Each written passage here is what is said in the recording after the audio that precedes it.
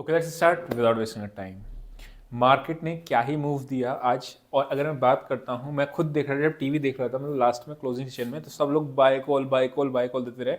और मैंने आपको एक चीज़ हमेशा बताई कि ये गलती कभी मत करना कि बिल्कुल टॉप पे जाके बाय करके बैठ जाओ कॉल को, फिर लेके एकदम से कॉल गिर जाती है। एक रेजिस्टेंस के आसपास फ्रेश बाइंग नहीं होती। हम लोगों ने मॉर्निंग में एक ट्रेड लिया था, प्रॉफिट बुक करके बैठ रहे, दोबारा कोई ट्रेड नहीं लिया। ठीक है, अगर मैं बात करता हूँ कॉल, अगर निफ्टी कॉल 170-80 रुपये वाली कॉल 70 रुपीज़ पे आसपास बंद हुई है। ठीक है, सेम बैंक निफ्टी का एक टाइम पे 450 रुपये कॉल चली गई थी, 190 रुपये के आसपास बंद हुई है। ऑल दो एवरेज क्लोजिंग जो है वो आपका थोड़ा ऊपर होगी, 248-200 के आसपास का। उसका रीजन क्या है आपका कि लास्ट के आधे घंटे में जब भी जो मूव आता है वो वेटेड एवरेज प्राइस के हिसाब से क्लोजिंग बेसिस पे आता है, तो वो चीज़ है। ठीक है, अभी फिलहाल आगे बढ़ते हैं।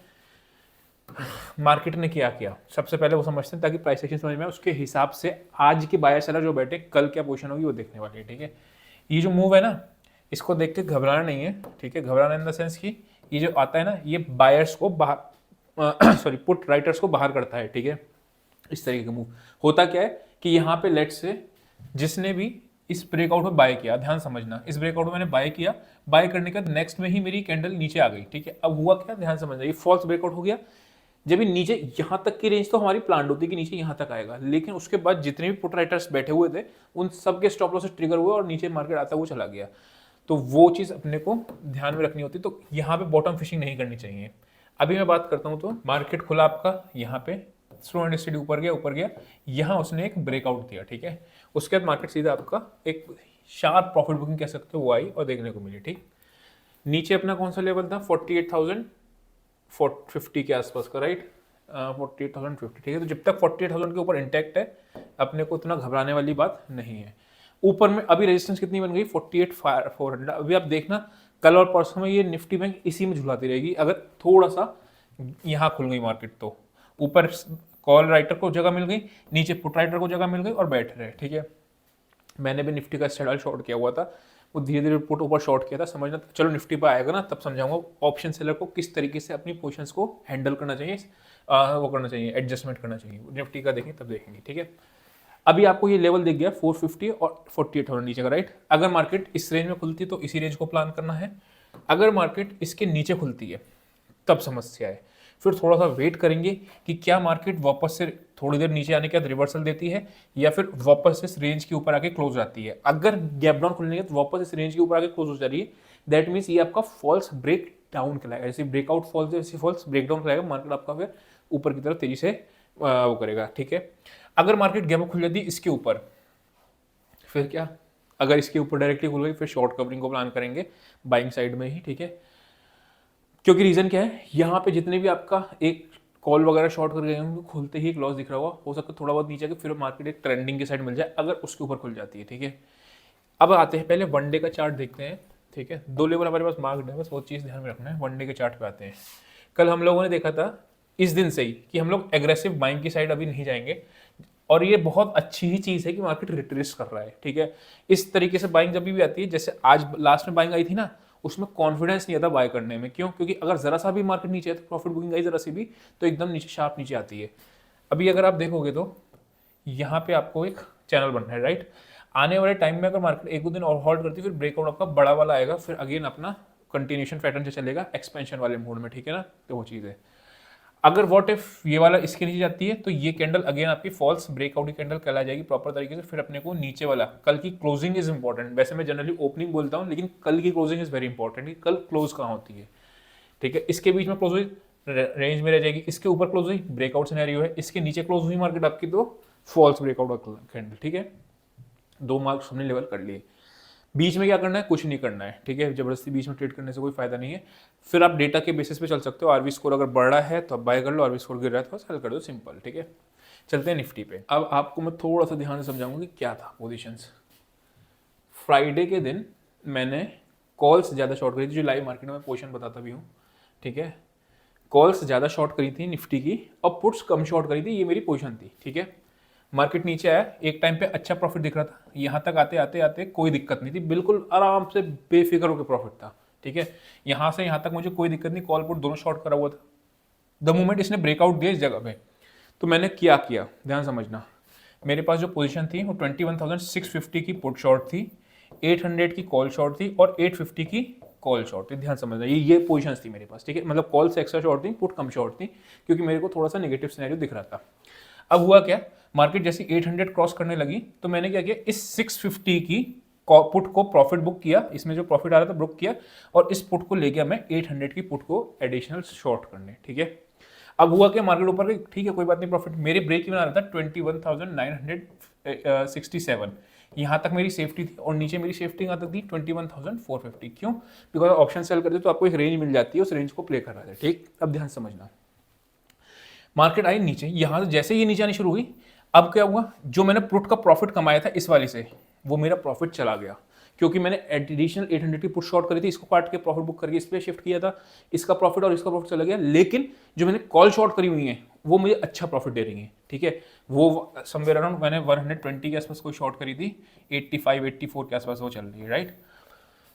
तो कहने का मतलब क्या है, अगर मैं नहीं करता, हाँ जो चीज़ आपको बताने वाली थी, अगर मैं इस वाली पुट से एग्जिट नहीं करता तो मुझे एडिशनल लॉस लग जाता, ठीक है ना, मतलब जितना मैंने प्लान था उससे भी ज़्यादा। अभी भी पोजीशन ग्रीन में ही क्लोज हुई है, M2M भी ग्रीन में ही है, सब कुछ ठीक है, ठीक है, कोई बात नहीं। अभी अब देखोगे तो क्या रेंज आ गई मेरी, 21,550 नीचे की रेंज है, ठीक, 600 की रेंज नीचे की है, और ऊपर 22,000 की रेंज है। अगर मार्केट इसके बीच में एक्सपायर होती है तो मैं प्रॉफिट में आऊँगा, ठीक है।